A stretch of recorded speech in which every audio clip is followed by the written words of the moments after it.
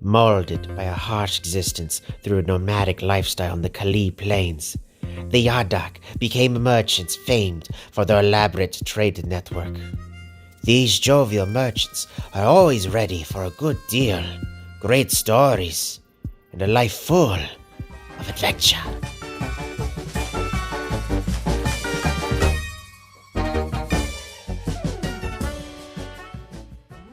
Do you like roads? The things that connect your cities for extra pops? The little bacon lines that let your lights teleport across the map? Well, Yadakk is perfect for you. Known for flooding the map with roads as early as turn 0, you'll be expanding your trade network to your opponent's capital faster than the game servers can establish a connection. Jokes aside, you're here for the guide. In case you're still unaware, Yadakk is a normal tribe that begins the game with the roads technology. The roads technology does what the name implies. You build roads. Costing 2 stars, it lets your units travel twice as far for as long as they travel from one roaded tile to another roaded tile. You cannot gain the benefit from roads in an opponent's territory. Only roads in your territory, neutral ground, and those belonging to your temporary so-called allies. But wait, that's not all. The roads technology also unlocks the Grand Bazaar, a monument that is achieved by connecting 5 cities to your capital.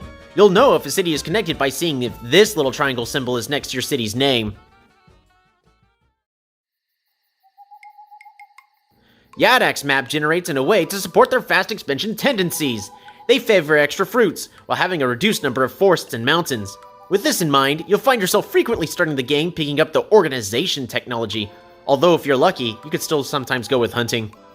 A typical Yadakk starts the game by building a road on their first turn. Yep, that'll do.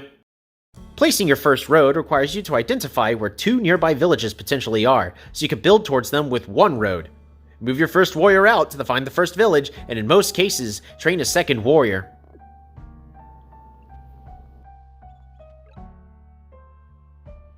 At the start of your second turn, before you capture your potential village, you should pick up your first technology depending on your game state.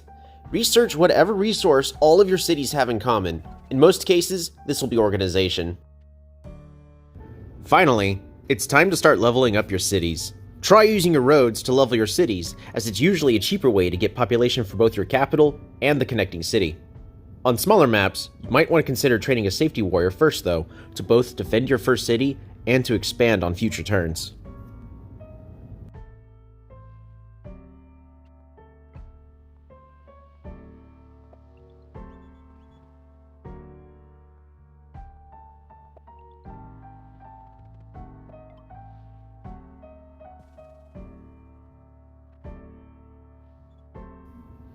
Because of roads, Yadakk tends to expand extremely fast. Be careful to properly balance your economy with your rate of expansion. Riders are an excellent technology to pick up, as your roads will let the riders zip across the map, as well as combat your opponents efficiently early on. At the end of this practice run on a massive dry map, I ended my turn 9 with 33 stars per turn. And last but not least, we're gonna leave you off with a replay of a Yadakk game that I had played, just to give a little bit of example about what to do when everything is not lining up exactly how you want them to go. As we can see here, we're spawning at the corner of the map, so there's really only one direction that road can go.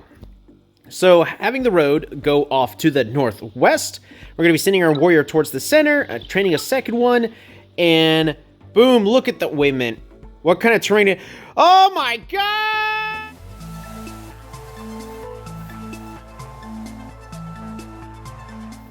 Alrighty, that's right. We're going to be playing against a Cymanti in this replay. Luckily, we have 2 villages in perfect distance within the roads. We only have to build 1 road for each of the villages to connect. And looks like we'll be able to use hunting as our resource to level up all of our cities. So with this, we're going to go ahead and pick up the hunting, move the warrior forward, and the way I like to do things, I train a warrior as we're on a moderately small map, and I'm afraid I'd already meet Cymanti very early on. But a more economical route would be to ignore the warrior, save the stars, so that way you can connect multiple roads and level up multiple cities next turn. So we're going to go ahead and send a warrior over to the ruins to pick that up. get a good explore, try to see exactly where their Cymanti is. Well, we didn't get to see where Cymanti is, but we at least saw where they weren't. So Cymanti is definitely going to be spawning right over here in the western corner.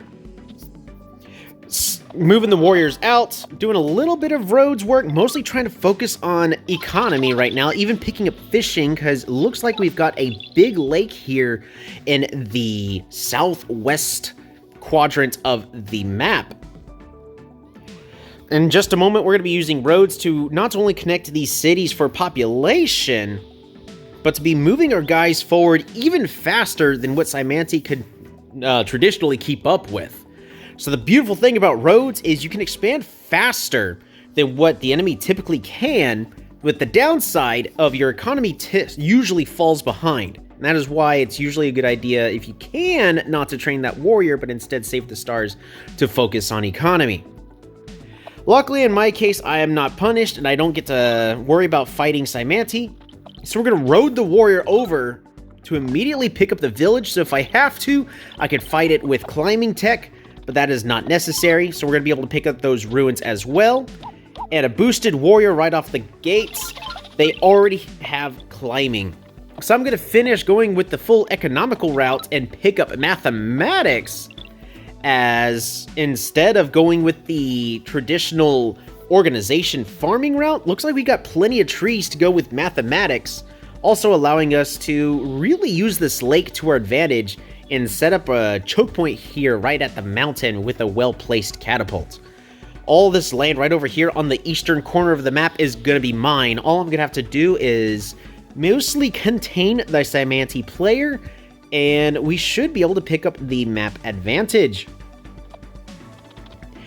Going to be going with an explore right here in the front city, figure out exactly what Cymanti's up to, and better yet, I found their shaman. So if I could sneak on over there to go bop-a-da-bop-a-da-bop and assassinate it, that'll spell disaster for the Cymanti player.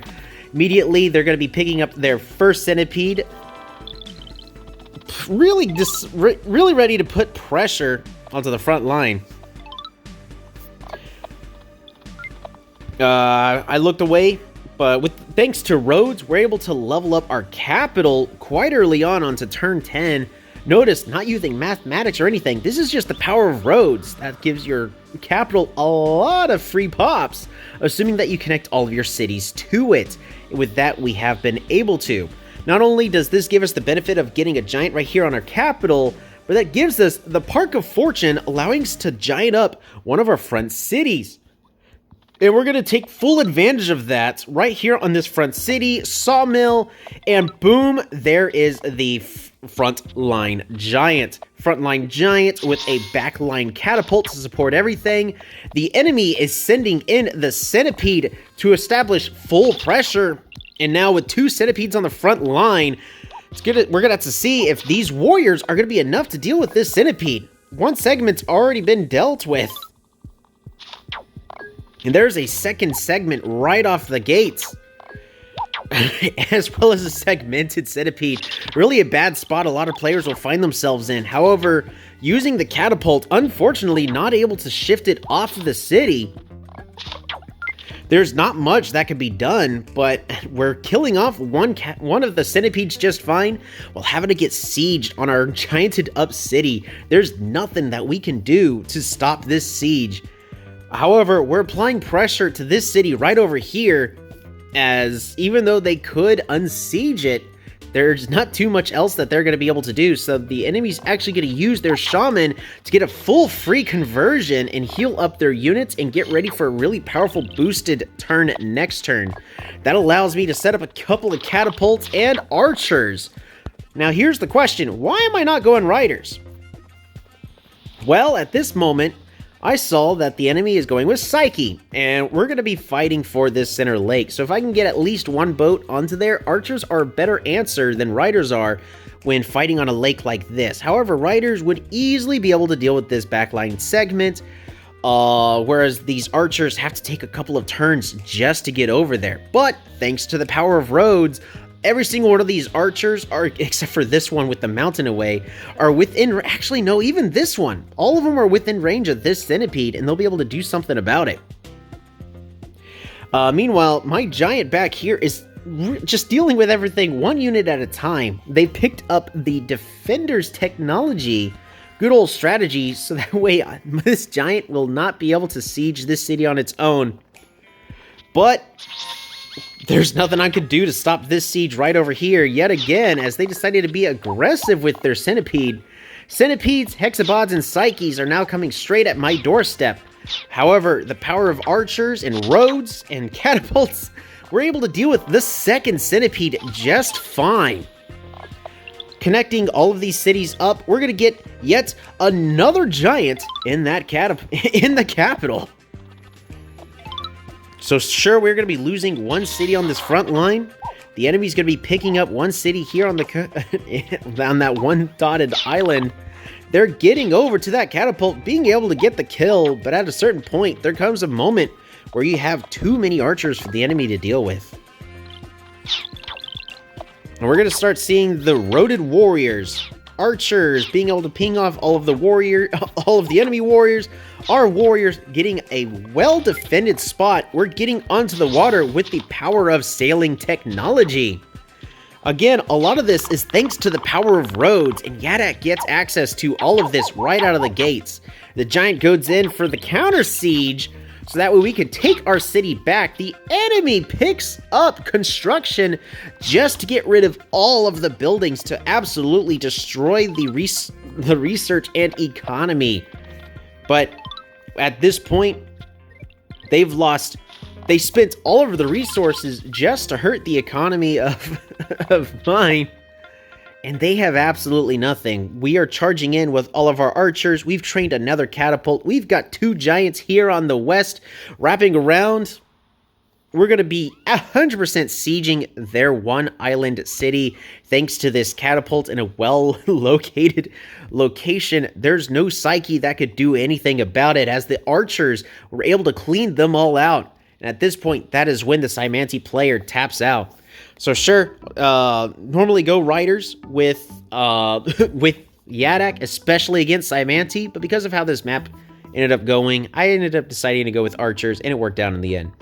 But hopefully this was an example about a game that isn't necessarily exactly what you want, because it's really hard for Yadakk to road in this one, but because of the power of roads, we were able to race the enemy to this city on their side of the map and gain a production advantage. And there you have it. Use roads to find your cities early, roads to build your economy, roads to expand faster than your opponent, roads to gain a combat advantage, and build yourself a fifth just to take longest road for 2 free victory points. Yadakk can be quite complicated to pick up due to the unique opening strategy, but in the hands of the right player, can be a very powerful tribe.